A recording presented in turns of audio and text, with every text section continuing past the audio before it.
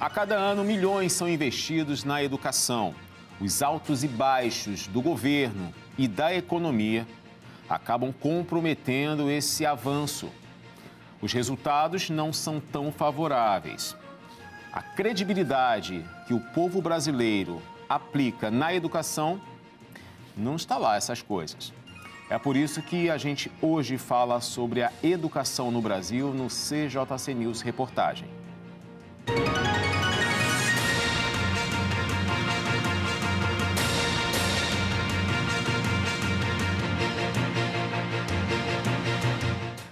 Olá, muito boa noite. Começa mais uma edição do CJC News Reportagem, hoje falando sobre a educação no Brasil. Você que me acompanha de todo o Brasil e pela internet, seja muito bem-vindo. Hoje nós temos um assunto extremamente sério, até porque todos precisam passar pelas escolas. Alguns fogem no meio do caminho, mas é uma obrigação da sociedade em levar a criança, porque ela é direito de ter a educação. Porém, a qualidade da educação no Brasil varia significativamente entre as redes públicas e privadas. Isso reflete desigualdades estruturais que afetam diretamente as oportunidades dos estudantes. Enquanto as escolas particulares contam com melhor infraestrutura, materiais atualizados e maior acesso a tecnologias, a realidade da escola pública é marcada por dificuldades na manutenção de espaços, escassez de recursos e investimentos insuficientes. Vamos ver. Dados do Censo Escolar divulgados pelo INEP revelam que menos da metade das escolas públicas possuem rede de esgoto adequada, enquanto na rede privada esse percentual chega a 89%. Além disso, muitas escolas estaduais e municipais enfrentam problemas como falta de equipamentos, bibliotecas desatualizadas e acesso limitado à internet. A diferença de investimentos também impacta a capacitação dos professores e o uso de ferramentas educacionais. Escolas particulares costumam oferecer mais treinamento e dispor de metodologias inovadoras, enquanto a rede pública depende da distribuição governamental de recursos e programas de atualização pedagógica. Apesar dessas diferenças, avaliações internacionais mostram que o desempenho escolar do Brasil ainda está abaixo da média global, tanto no ensino público quanto no privado. O último levantamento do Programa Internacional de Avaliação de Estudantes indicou que os alunos brasileiros, independentemente da renda, continuam com dificuldades em matemática, leitura e ciências. Diante desse cenário, especialistas destacam a necessidade de políticas públicas que reduzam a desigualdade educacional, ampliem investimentos na rede pública e garantam que todos os estudantes tenham acesso a uma formação de qualidade, independentemente da origem socioeconômica. Tá aí, a realidade das escolas públicas e privadas e a diferença entre elas é assunto histórico, né? Desde que eu me entendo por gente, sempre falam dessas desigualdades, que o ensino da escola particular é melhor, é mais forte. Houve-se uma época em que a escola pública tinha um ensino que era uma referência. Muitas pessoas lutavam para conseguir uma vaga em determinadas escolas públicas, estaduais, federais. Mas, de um tempo para cá, ou pelo menos nas últimas décadas, a coisa foi se deteriorando. A gente percebe o investimento alto que as escolas privadas, as particulares, têm. Óbvio, com as mensalidades no valor que é cobrado, são mensalidades altas, valores altos que nem todos conseguem pagar. E aí, a solução é ir para o ensino público. Na escola particular, você precisa comprar material, comprar uniforme, arcar com merenda escolar, transporte escolar. Já na escola pública, você não paga mensalidade, o uniforme você ganha, o material você ganha e o transporte público, transporte que ele tem um cartãozinho, ele pode pegar os ônibus para chegar na escola, está ali, gratuitamente. Contudo, pode-se ter essa estrutura, assim, nossa, que bacana, a escola está dando isso tudo, mas, infelizmente, a realidade dentro dos colégios públicos, seja municipais, estaduais e federais, são complexos. A educação nem sempre, e é muito difícil conseguir acompanhar o ritmo das outras escolas particulares, e aí vem o grande prejuízo, que no final, quando todos os alunos precisam fazer o Enem, quem você acha que está mais preparado? Ah, mas fulano de tal sempre estudou em escola pública e conseguiu. Sim, existem exceções, mas são exceções. A grande maioria não consegue, por si só, sair estudando e se desenvolvendo ali sozinho nos livros. É necessário alguém para intermediar entre o que está no livro e ele. Para isso é o professor. E nós temos professores muito bons, inclusive na rede municipal, na rede pública de ensino. Mas falta estrutura, falta condições, falta reconhecimento, falta material para trabalhar e salário, né? Vamos para a nossa nuvem de palavras. Joga aqui na tela. Educação no Brasil, tema central, mas vamos ver o que está em volta. Remuneração. Isso a gente já sabe, né? Mas a gente vai tocar nesse assunto, inclusive de salário. O ensino médio, Enem, professores, cursos profissionalizantes, a valorização da educação, a evasão escolar. Muitos jovens e adolescentes saem da escola. E sabe o que é mais engraçado? É que o Conselho Tutelar, ele, em alguns casos, ele participa, ele vai lá para poder resolver o problema e fazer com que a criança volte. Mas eu conheço casos que nem pensar. Agora, educação no Brasil é um desafio que muitas autoridades políticas sempre trazem um roteiro, uma narrativa, uma palavra que está muito em alta, né? Uma narrativa muito bela, mas para se tornar realidade é um percurso quase do deserto do Saara. Já que falamos sobre essa saída desses jovens da escola, vamos falar sobre evasão escolar, uma das palavras da nuvem de palavras? Olha, segundo os dados divulgados por último aí pelo IBGE, quase 400 mil crianças e jovens de 6 a 14 anos não estão mais frequentando a escola. O número demonstra que 5,4% desses alunos abandonaram o ensino no último ano. Esse aumento do abandono acende um alerta para a educação no Brasil. Veja só. A parcela de crianças na escola começou a cair a partir de 2019, refletindo até então os efeitos da pandemia da Covid-19. Cerca de 71,6% dos alunos que desistiram de estudar são pretos ou pardos, enquanto o cenário é de 27,4% entre os brancos. A necessidade de trabalhar é o principal fator que leva o estudante a sair da escola. Boa parte dessa evasão ocorre ainda nos anos finais do ensino fundamental, do 6º ao 9º ano. No Brasil, esse é um problema crônico que requer uma atenção especial e um olhar além das estratégias convencionais. Especialistas dizem que um cuidado que muitas vezes é negligenciado é a saúde mental. É importante que as escolas ofereçam serviços de aconselhamento e apoio psicológico para os seus alunos. Isso pode ajudar a identificar e tratar precocemente problemas de saúde mental, evitando que eles levem à desistência escolar. As instituições devem estabelecer canais efetivos de comunicação com as famílias, acompanhar de perto o desempenho e comportamento dos alunos, identificando quaisquer problemas logo no início. Pois é, agora a necessidade de profissionais para verificarem isso é um outro desafio. Porque o professor, ele tem contato direto com todos os alunos ali. E aí, ele até percebe, esse aqui tem dificuldade para aprender. Mas se ele falar para o pai, nem sempre o pai vai receber de bom grado. Às vezes a criança sofre com dislexia, descalculia, dislalia. São dificuldades mesmo que precisam ser acompanhadas, tratadas. A criança pode ter TDAH, pode ser um portador de TEA, que é o transtorno de espectro autista. A criança pode ter TOD, que é o transtorno opositor desafiante. Ela pode ter isso.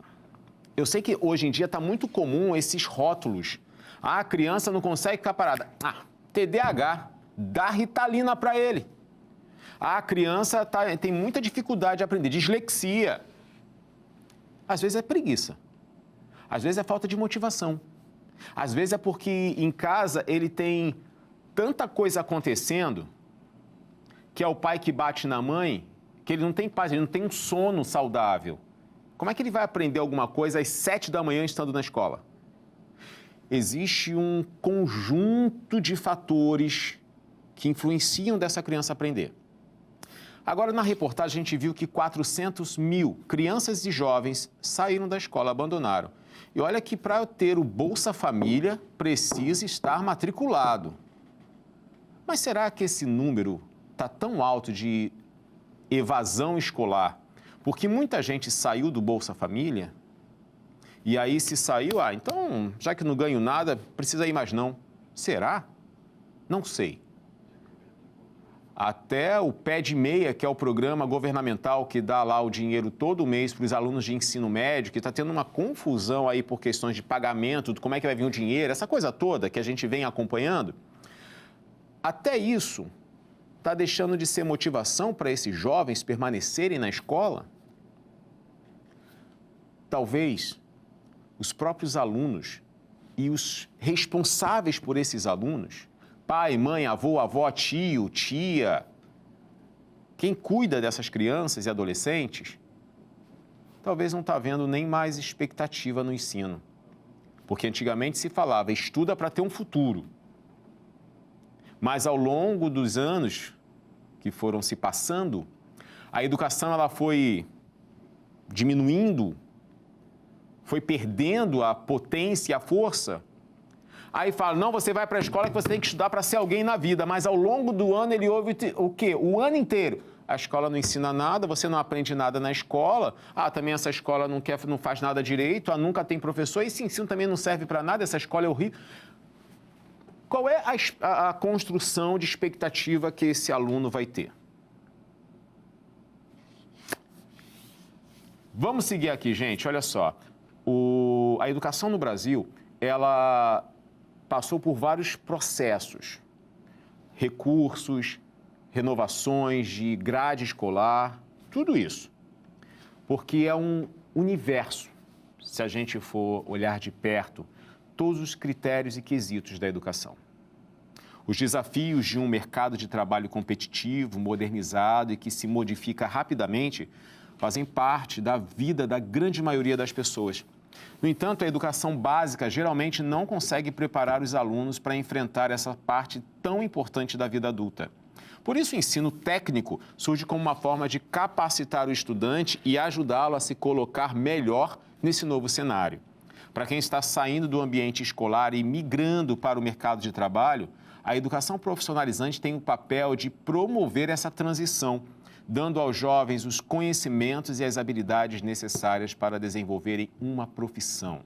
Da mesma forma, o adulto que já está inserido no mercado também pode contar com o ensino técnico para aprofundar os conhecimentos, com especializações, aperfeiçoamentos e atualizações, ou para buscar novos conhecimentos e mudar de área de atuação.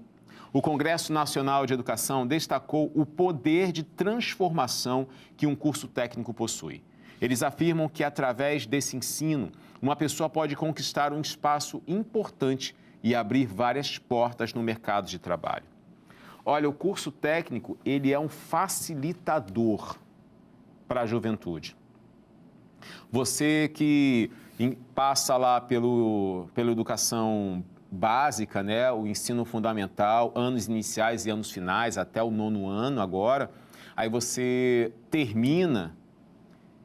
Embora a gente saiba que existe o programa do ensino médio, né, de áreas separadas, diferentes, que nem todas as escolas têm condições de atender, que nem todos os lugares têm estrutura para poder fazer aquele curso se tornar realidade, mas no ensino médio, que era uma baita oportunidade de se formar tanto no curso geral, para preparatório, para o Enem, e simultaneamente no técnico. eletrônica, elétrica, informática, tantos outros aí, literatura, preparar o camarada que quiser seguir a área acadêmica, tentar desenvolver cursos que pudessem levá-los ao trabalho. Muitos cursos técnicos têm isso. Técnico de enfermagem, técnico instrumentista na área da saúde, cuidador de idosos. São cursos que, quando termina, quando o candidato, né, o aluno conclui, ele pode procurar uma vaga de emprego. Mas você sabia que tem faltado técnicos? A gente tem muita gente desempregada, mas poucas são aquelas que se especializaram em alguma área. Essa ideia de que, não, tem que saber de tudo. Depende. Às vezes você sabe de tudo, mas não tem nada que comprove que você é especialista em alguma coisa, e aí você perde vagas de emprego, oportunidades de emprego. Mas eu não sei o que fazer. Procura alguém para você conversar, para te orientar. Bom seria se as escolas tivessem programas de orientação vocacional visitando áreas de trabalho na engenharia, no departamento jurídico, na comunicação, na saúde, para que os adolescentes tivessem contato um pouco, pelo menos por algumas horas, de como é a realidade desse ambiente. Porque assim eles talvez se identificariam e poderiam mergulhar nesse assunto.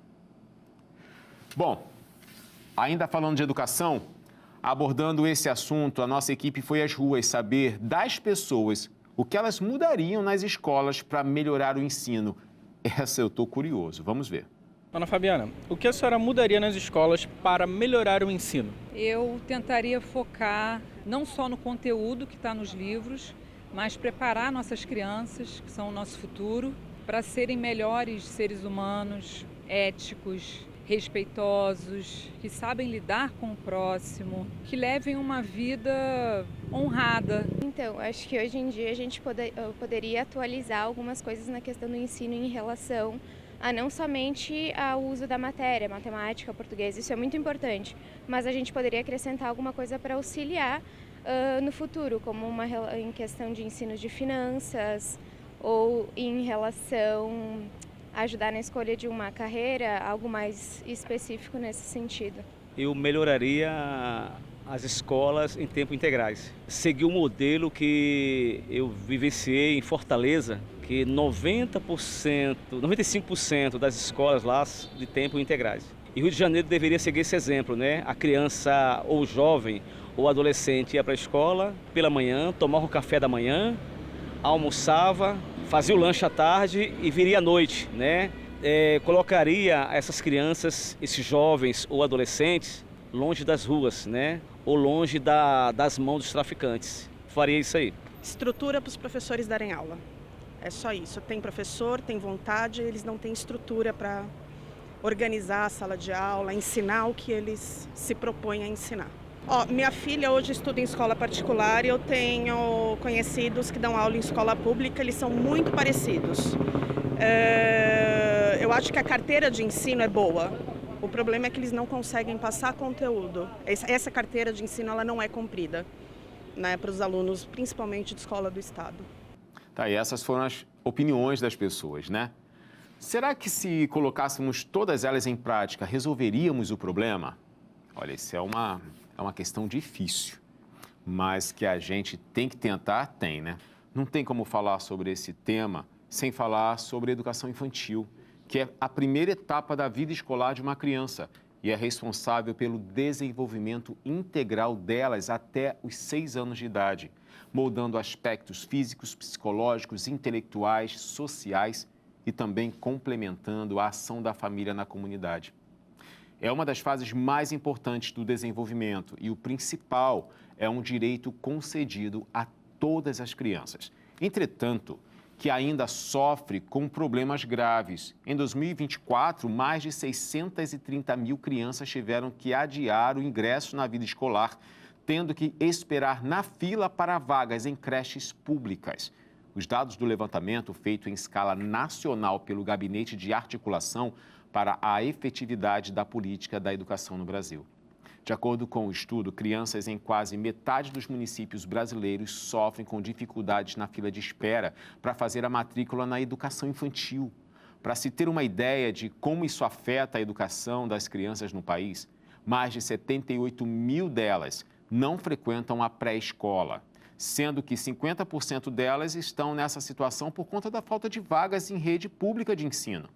É sempre bom lembrar que a educação infantil, assim como foi falado anteriormente, é um direito de todas as crianças. E a oferta de vagas em creches públicas é uma obrigação do poder público, ambos previstos na Constituição Federal de 1988 e ratificado pelo Supremo Tribunal Federal em 2022. Olha, quem acha que educação infantil e a criança ir para a escola com 2, 3 anos de idade é perda de tempo, é balela, porque ela não vai fazer nada, não vai aprender nada, se engana muito. A realidade da criança na escola, na creche, não vai para lá só para brincar ou para dormir.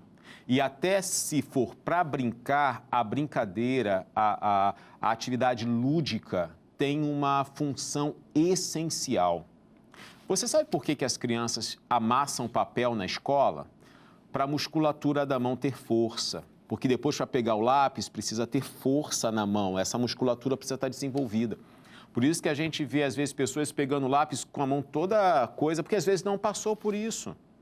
Por que a criança precisa estar na escola para todos os dias, a partir dos 2 anos de idade? Ela começa a aprender a questão de limites de horário. Eu vou para a escola de manhã. Agora é hora do lanche. A criança pega o lanchinho e come o lanchinho, seja que traz de casa ou que vai pegar no refeitório da escola.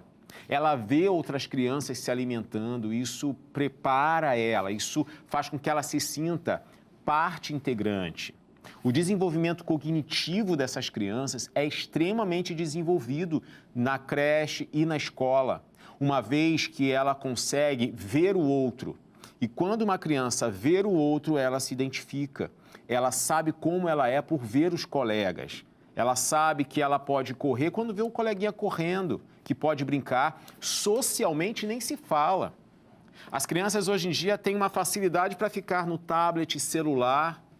Às vezes a criança de 2 anos de idade já tem um celular na mão, mas ainda não está matriculada na escola porque lá não vai aprender nada. Aqui ela aprende aplicativos, ela aprende joguinhos educativos. Só tem uma coisa.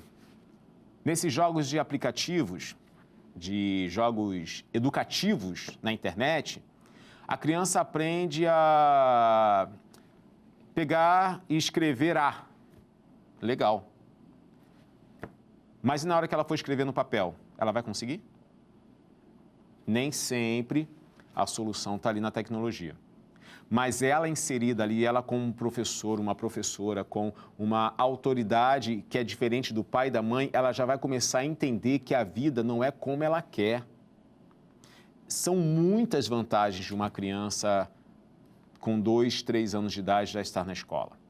Crianças que não passam pelo pré-escolar, que é o Jardim 1, Jardim 2 e pré, tem umas escolas que ainda tem maternal, né, antes do Jardim 1. Tem umas que vem Jardim 1, 2 e 3. Ela precisa, já no primeiro ano, sair aprendendo as vogais e as consoantes ali, conhecer tudo de uma vez. Mas ela perdeu a oportunidade de ficar desenhando bolinhas no papel. Mas para que isso? Que trabalho desnecessário. Mas na hora de escrever, ajuda. Tudo é pensado. A escola brasileira, ela tem uma visão construtivista. Ela é de construção.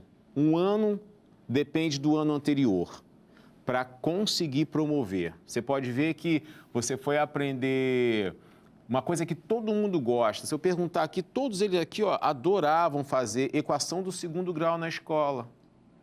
Não dava para aprender equação do 2º grau no 2º ano escolar. Você vai aprender lá no 8º ano, mais ou menos. 7º, 8º ano. Bom, vamos tocar em outro assunto. Já que eu falei de ficar no celular, vamos falar sobre a tecnologia na educação. Os avanços da tecnologia era questão de tempo, até que ela começasse a influenciar diferentes setores, como, por exemplo, da educação. Mas como a tecnologia e a educação podem andar lado a lado, somando positivamente sem gerar danos? Essa resposta eu quero saber. Para muitos, ela é considerada uma distração. Já para outros, pode ser considerada uma ferramenta com grande potencial educativo. A tecnologia, hoje em dia, já faz parte da rotina de crianças e adolescentes, não só no Brasil, mas como no mundo inteiro. Para grande parte dos professores ao redor do país, os dispositivos eletrônicos podem sim ter utilidade no processo de aprendizado, desde que sejam utilizados de forma correta. Segundo eles, a disponibilização de aplicativos educacionais com jogos e desafios podem tornar o estudo mais dinâmico, incentivando a prática constante e o interesse pelos conteúdos. A internet também conta com plataformas de aprendizado online, que oferecem a oportunidade de interação entre os alunos, estimulando a colaboração e o compartilhamento de conhecimento. Recursos como a inteligência artificial também têm ganhado espaço na rotina escolar, adotando um papel positivo como ferramenta pedagógica. Apesar de todos os benefícios, as principais preocupações continuam sendo a falta de controle e os danos à capacidade de concentração e outros distúrbios psicológicos causados pelo uso excessivo de celulares. E isso é o que o governo espera controlar com a recente aprovação da resolução que definiu as medidas que serão tomadas com relação à proibição do uso de aparelhos celulares nas escolas. O governo espera que, com elas, o uso da tecnologia nas escolas seja focado apenas na educação e no aprendizado. Pois bem, muita tecnologia e muita ferramenta disponível para poder ser usada na educação. Mas por que será que, com toda essa tecnologia na mão, precisou haver uma lei para impedir com que usem o celular nas escolas? E aí vem um grande problema, porque o celular na mão das crianças e adolescentes é um produto, uma ferramenta de entretenimento. Você sabia que os 2 sites mais utilizados por crianças e adolescentes são YouTube e aplicativos de vídeos como TikTok? Por quê? Porque eles se promovem através do entretenimento.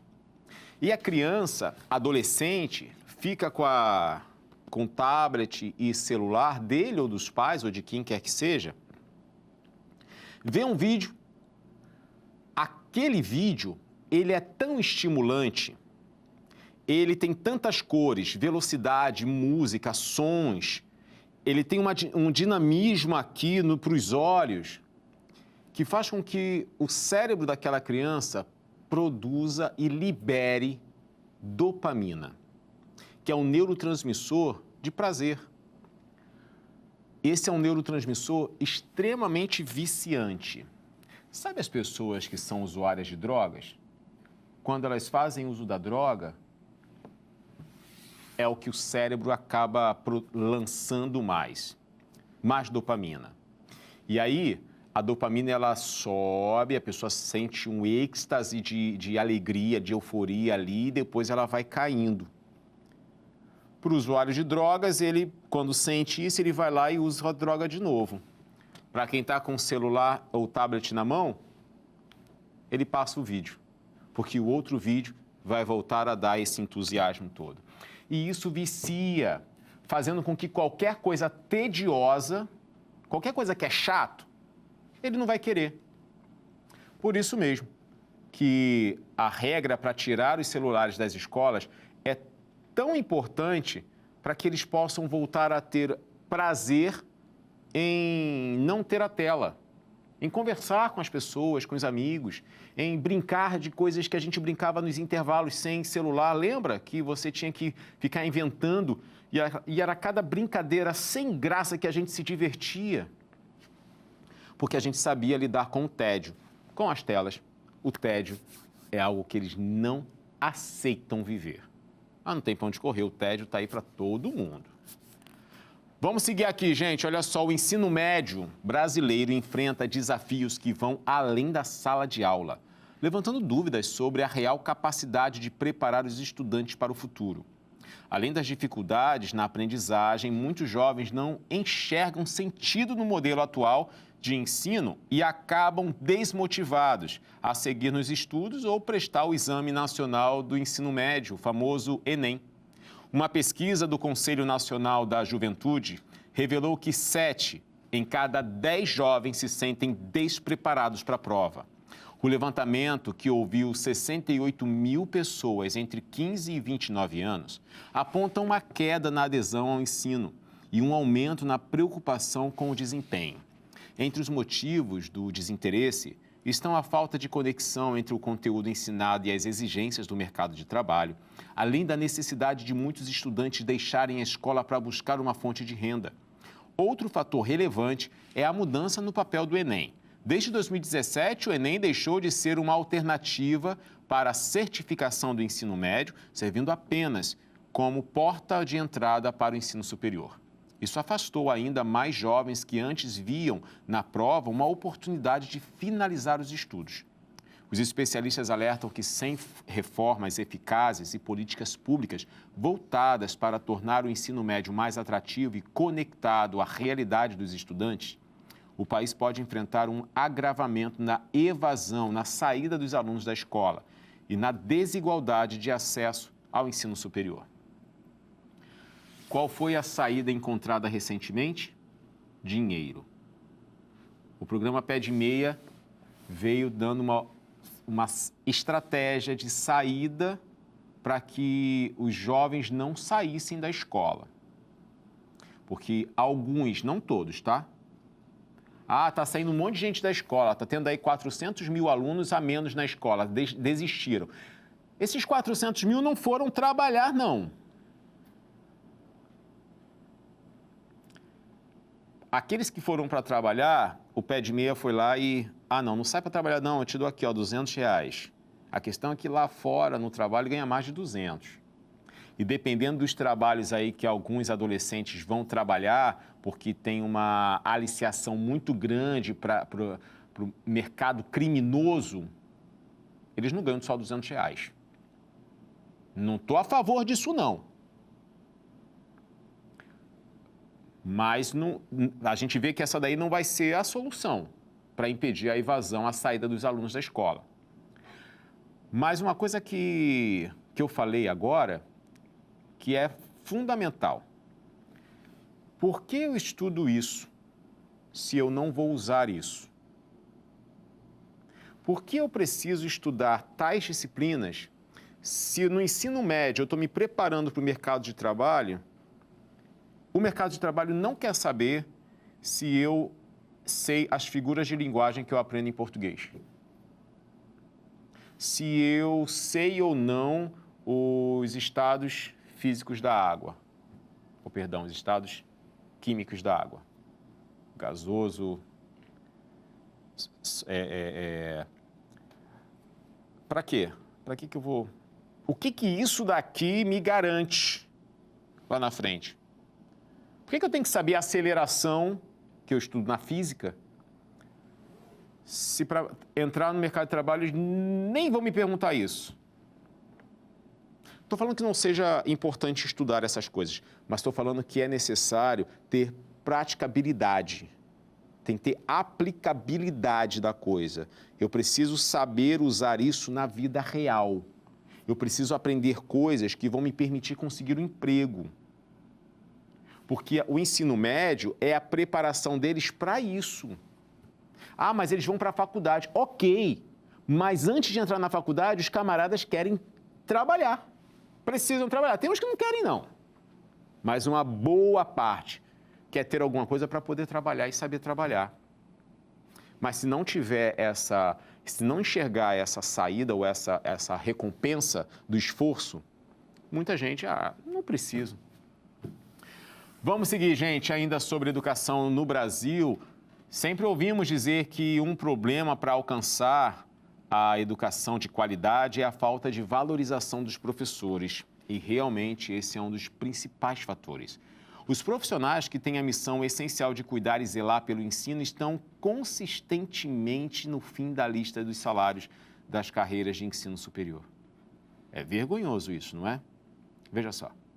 No Brasil, educadores com nível superior ganham o equivalente a 54,5% do que recebem outros profissionais com o mesmo nível de formação. Os baixos salários dos professores da educação básica são, sem dúvida, o principal motivo dessa desvalorização, mas não o único. A valorização da carreira docente passa também pelas baixas perspectivas de crescimento, além da formação deficiente desses profissionais e difíceis condições que eles enfrentam na sala de aula. Também há problemas na infraestrutura e na falta de materiais e recursos. Para falar apenas da questão salarial, um estudo da Organização para a Cooperação do Desenvolvimento Econômico revelou que o piso salarial dos professores dos anos finais do ensino fundamental brasileiro é o mais baixo entre 40 países. Apesar disso, esse quadro mostra que a variação de salários dos professores tem um impacto ínfimo no desempenho dos alunos. Os dados sugerem com ênfase que o simples fato de pagar mais ou menos aos professores não está associado a melhores resultados dos alunos. Não está associado. Não precisa pagar bem os professores. Deixa eles trabalharem 3 turnos e conseguir preparar aula e trabalhos e atividades. Nos finais de semana, eles não precisam ter vida social, eles não precisam descansar. Como isso não vai interferir na qualidade do ensino? Essa é uma questão que me deixa preocupado e reflexivo. Se o professor não tem condições de se especializar, mas ele pode fazer curso online, mas que horas, meu irmão? Que horas que ele vai conseguir fazer um curso online para saber lidar com alguma coisa se ele não tem tempo? A gente precisa, formam uma parte importantíssima do sistema de educação. Mas tem uma coisa. Na sua opinião, os professores são valorizados no Brasil? Essa foi a pergunta que as pessoas nas ruas responderam para a nossa equipe. Vamos conferir. Na opinião da senhora, os professores eles são valorizados no Brasil e por quê? Na minha opinião, não são valorizados, porque assim, de onde a gente vem, onde a gente mora, a gente tem bastante conhecidos que são professores ou amigos que são filhos de professores e a gente vê o quanto é difícil para conseguir alguma melhoria, para conseguir um aumento salarial ou para conseguir comprar alguma coisa porque o salário é muito baixo e não consegue. Assim, na minha visão, não é valorizado. Não, eles não são valorizados no Brasil. Porque tiraram o poder dos professores. Na minha visão, tiraram o poder dos professores. Tiraram o poder dos professores dentro de aula e tentaram dar, ou estão dando, poderes a eles como se fossem pais. E não é. A educação vem de casa. A formação da escola. Não são valorizados aqui no Brasil, porque todas as autoridades, né, os conhecimentos, as profissões, né, os grandes homens que no Brasil existem, como também lá fora, vieram dos professores. Então, eles são desvalorizados nos baixos salários, né? O professor deveria ser mais remunerado. Não, nem um pouco, nem um pouco. Eles não têm estrutura, eles não têm... Tem professor que eu já vi levando papel higiênico para a escola, porque na escola não tinha. Então, é muito difícil. Eles têm vontade, como eu falei, eles têm um objetivo, mas eles não conseguem colocar aquilo em prática por falta de estrutura mesmo, né? Por falta de, enfim, a sala de aula muito cheia, o conteúdo eles não conseguem passar, né? Então, a valorização ali é 0. Tá aí, gente. Bom, a gente não precisa falar muita coisa, né? Já tá na boca do povo. Olha, você de casa sabe, você tem criança, adolescente na escola, valorize ele na escola. Incentive-o, dê reforços positivos para ele continuar estudando. A consequência vai ser uma vida mais equilibrada. Porque ele vai ter uma coisa que ninguém vai poder tirar dele: o ensino.